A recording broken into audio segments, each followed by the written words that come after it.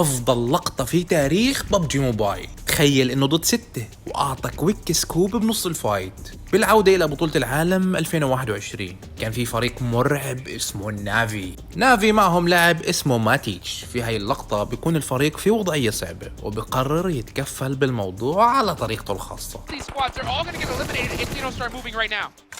Ooh, yeah, I really like that. Knights are kind of home throwing down, holding a soft 2-2 split, defending from both Na'Vi and Ghost right there. And they're still alive. Coops on their knees, bleeding on out. Alucard gonna be popping in this buggy, looking to reposition. Like you mentioned, the blue zone going to be applying pressure. Alucard making that U-turn, popping out with the DP, but immediately taken down. Immediately Matic! Let's go, baby! Twitch and Bucks out the bolt action with the quick snipe and finishes Ghost! Matic's insane! He's on fire!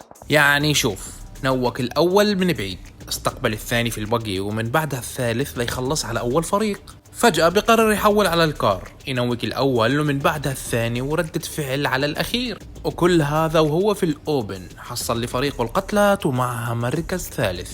وأنا برأيي إنه هذا الفريق حرام ما حقق بطولة عالمية. هل عمركم شفتوا لقطة أفضل منها؟